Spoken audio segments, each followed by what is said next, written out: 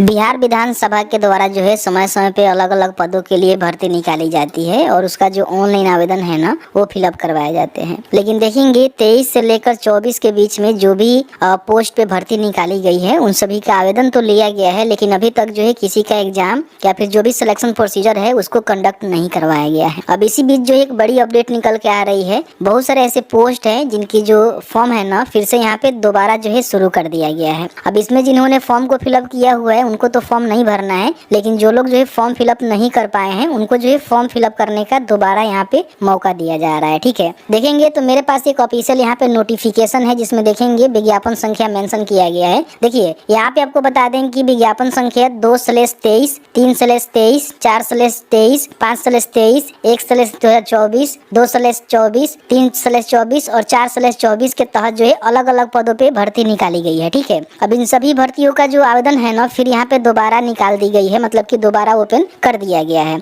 इसका मुख्य कारण यह है ना कि इसका जो केस वगैरह वगैरह है ना जो सर्वोच्च न्यायालय है वहाँ पे चल रही थी आरक्षण को लेकर, तो अभी जो है इसका निर्णय निकल के आ चुका है और आरक्षण के अनुसार भर्ती को जो है बढ़ाई गई है, घटाई गई है, उसके हिसाब से जो है फिर यहाँ पे आवेदन करने का जो मौका है ना वो कैंडिडेट को यहाँ पे देखने को मिल रहा है। ठीक है, तो इसमें देखेंगे बताया गया है कौन कौन सी इसमें पोस्ट है, पोस्ट भी आप यहाँ पे देख सकते हैं। और नीचे आएंगे तो इनके द्वारा बताया गया है कि पदों की संख्या में संशोधन किया गया है। कुछ ऐसे भर्ती है जिसकी पद को बढ़ाया गया है, कुछ ऐसे भर्ती है जिसकी पद को घटाया भी गया है। ठीक है, तो इस तरह से देखेंगे तो पूरी जानकारी यहाँ पे देखने को मिलेगा। ठीक है, अब इसका जो आवेदन है ना 29/11 से शुरू किए जा रहे हैं। जैसे कि मान लीजिए अगर आपने फॉर्म को फिलअप नहीं किया हुआ है तो आपको मौका मिलेगा 29/11 से लेकर, ठीक है, 13/12 तक जो है फॉर्म यहाँ पे भर सकते हैं। तो अगर आप फॉर्म नहीं भरे हुए हैं तो फॉर्म को भरिएगा। सबसे पहले हम पोस्ट रिगार्डिंग बात कर लेते हैं कि इसमें जो है कौन कौन से पोस्ट है और कौन से पदों पे जो है कितनी भर्ती निकाली गई है। ठीक है, तो यहाँ पे देखेंगे तो इनके द्वारा बताया गया है कि सबसे पहले आपका जो सुरक्षा प्रहरी होते हैं, सिक्योरिटी गार्ड होते हैं, उनकी भर्ती की जानकारी यहाँ पे दिया गया है कि लगभग देखेंगे तो यहाँ पे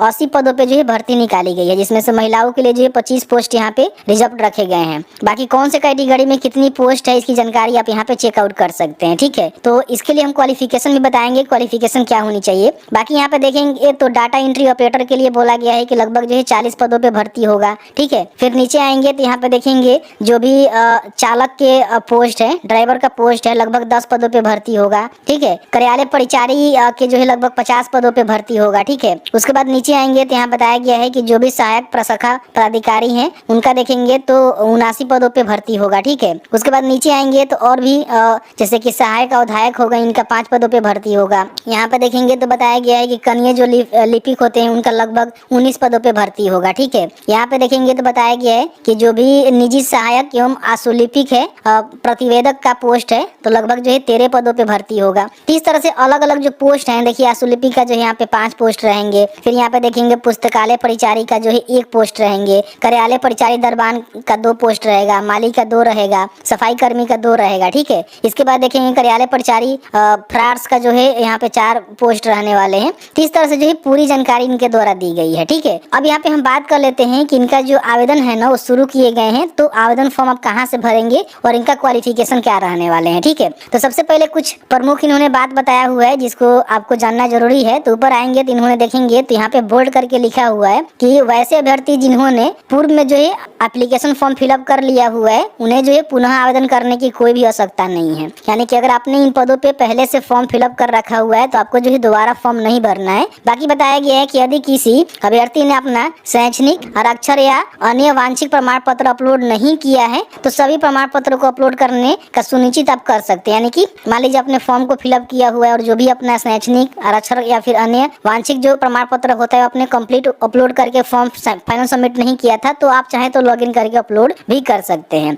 तो 29/11 को इसका जो एप्लीकेशन फॉर्म है शुरू होगा, वीडियो लाएंगे बताएंगे कैसे जो है फॉर्म को भरना है। 13/12 तक जो है फॉर्म को आप भरेंगे। ठीक है, तो इसमें बहुत सारे जो पोस्ट है ना उसमें देखेंगे तो उसकी जो संख्या उसकी घटाई गई है, कुछ पोस्ट की संख्या जो है बढ़ाई गई है। तो बस यही संशोधन हुआ है और अक्षरवार जो है इसकी भर्ती प्रक्रिया यहाँ पे ली जा रही है। अब इसके बारे में पूरी जानकारी के लिए और इसका जो भी क्वालिफिकेशन है उसको जानने के लिए सबसे पहले आपको egy2net.com पे आना होगा। ठीक है, आप सर्च कर सकते हैं। सर्च करने के बाद फर्स्ट में में जो लिंक मिलेगा उसको ओपन कर लीजिएगा। यहाँ पे देखेंगे लेटेस्ट जॉब में आपको देखने को मिलेगा बिहार विधानसभा रिक्रूटमेंट 2024 रीओपन, ठीक है। तो इस पे आप क्लिक करेंगे तो सभी जानकारी यहाँ पे देखने को मिलेगा। टोटल जो है 347 पोस्ट आपके हो रहे हैं, जिसमें 10वीं 12वीं ग्रेजुएशन पास सभी लोग आवेदन यहाँ पे कर सकते हैं, ठीक है। नीचे आएंगे तो एप्लीकेशन फी की बात करें तो जनरल ओबीसी ईडब्ल्यूएस को 600 रुपया देना होगा। एसी एसटी कोई है बिहार से है तो उनको जो है 150 रुपया का ही पेमेंट करना होगा। बाकी कौन से पोस्ट के लिए जो है कितनी भर्ती निकाली गई है यहाँ से भी आप चेकआउट कर सकते हैं। टोटल 345 पदों पे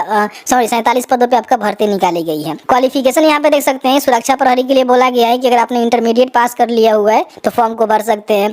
कार्यालय परिचारी के लिए बोला गया है कि आपने 10th पास कर लिया हुआ है तो फॉर्म को भर सकते हैं। सहायक प्रशासक अधिकारी के लिए अगर आपने स्नातक किया हुआ है तो फॉर्म को भर सकते हैं। डेटा एंट्री ऑपरेटर के लिए बोला गया है कि अगर आपने इंटरमीडिएट और साथ ही साथ कंप्यूटर टाइपिंग की नॉलेज है तो फॉर्म को भर सकते हैं। कनियन लिपिक देखेंगे, प्रतिवेदक है, ड्राइवर है, आशुलिपिक है, सहायक अवधायक है, निजी सहायक है। तो इस प्रकार के अलग अलग जो पोस्ट है ना उन सभी का जो क्वालिफिकेशन है ना यहाँ पे मेंशन कर दिया गया है, ठीक है। तो इस तरह से आप देख लीजिएगा जो भी पोस्ट के लिए इच्छुक है, योग्य है, उसके लिए ही आपको अप्लाई करना है। अप्लाई करने का लिंक 29 तारीख को एक्टिव होगा। यहाँ पे लिंक उपलब्ध करवा देंगे जिसके माध्यम से क्लिक करके जो है फॉर्म को भर सकते हैं। बाकी जो भी इनका ऑफिशियल नोटिस है उसको डाउनलोड करना चाहते हैं तो यहाँ पे क्लिक करके इस नोटिस को यहाँ पे डाउनलोड कर सकते हैं और देख सकते हैं कौन से विज्ञापन के तहत जो है कौन से पदों पे भर्ती निकाली गई है, ठीक है। तो यहाँ से देखेंगे शुरू हुआ है, जैसे कि देखेंगे विज्ञापन संख्या 2/23 के अंतर्गत सुरक्षा प्रहरी के पदों पे, ठीक है। फिर यहाँ पे विज्ञापन संख्या 3/2023 के अंतर्गत विज्ञापन पद डाटा एंट्री ऑपरेटर के पदों पे। तो इस तरह से देखेंगे तो पूरी जानकारी भी आपको यहाँ पे देखने को मिल जाएगा। तो मैंने जो है पूरी जानकारी इस वीडियो में कवर करने की कोशिश किया। बाकी आपने फॉर्म फिलअप कर लिया हुआ है, पूर्व में तो फॉर्म नहीं भरिएगा, कोई फायदा नहीं होगा। अगर आपने फॉर्म फिलअप नहीं किया हुआ है, फॉर्म भरना चाहते हैं तो बड़ी आसानी से 29 तारीख से फॉर्म को भर सकते हैं, जिसके लिए हम अलग वीडियो लेकर आने की कोशिश करेंगे। वीडियो देखने के लिए बहुत बहुत धन्यवाद।